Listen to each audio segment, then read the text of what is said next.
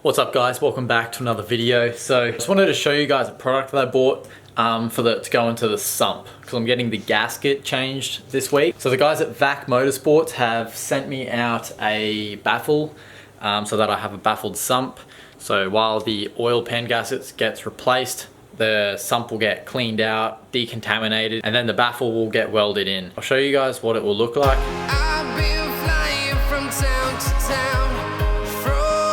We will unbox the baffle. Got my handy K-Bar BK2 unboxing knife. Be careful with this. Alright, so this is the N55 baffle.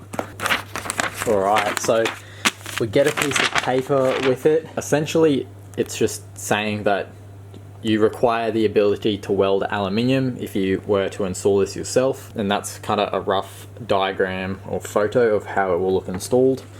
And then in here we have the baffle.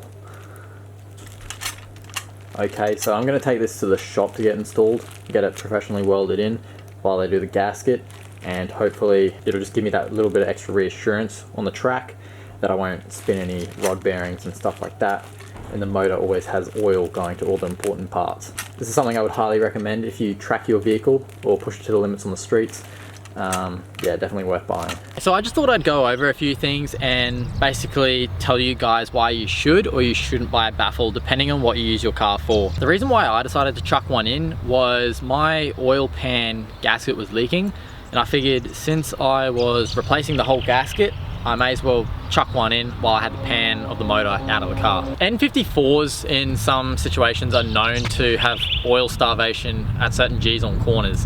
I don't know whether the N55 motor, they improved the sump and improved the pickup for the pump.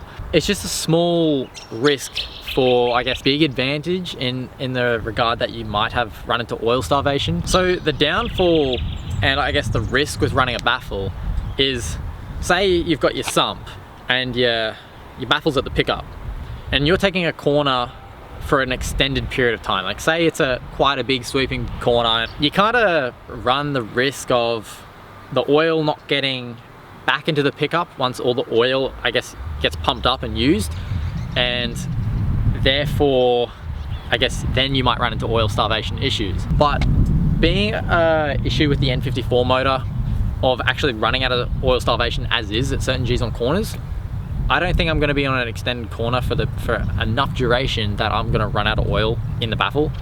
That's quite rare. I don't think that's ever going to happen. It's not even going to cross my mind. I'd prefer to have a baffle in there for most corners that's going to be holding oil regardless. I don't deal with oil starvation. Installing a baffle is probably something you'd want to do on N54. I'm not too sure about N55, but like at the end of the day, I just want to be on the safe side and not run the risk of oil starvation, because then you say goodbye motor. Put in the comments below if you want him to take the baffle out, so then we see a built N55. In short, with most OEM motors, you're relying on gravity to get the oil back down from the head. So the oil pump picks it up from the sump, it shoots up, obviously lubricates your pistons, cams, everything like that, and how it gets back down into the pan is just gravity alone. So that's the whole point of going a dry sump. Baffles just help around that corner when the gravity sort of doesn't feed the oil back in quick enough, because you obviously got G's and stuff at the same time. It creates a reservoir of oil around the pickup. If you got any more questions, comment below.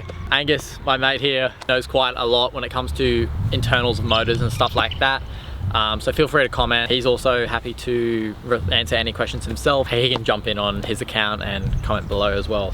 But basically, I just thought I'd do a quick video for you guys just to tell you a little bit about an oil pan baffle for those of you that don't know much about them. For those of you that enjoy watching my videos, make sure you give it a thumbs up and hit the subscribe button so you can see more content. And until then guys, I'll see you in the next video. See you later.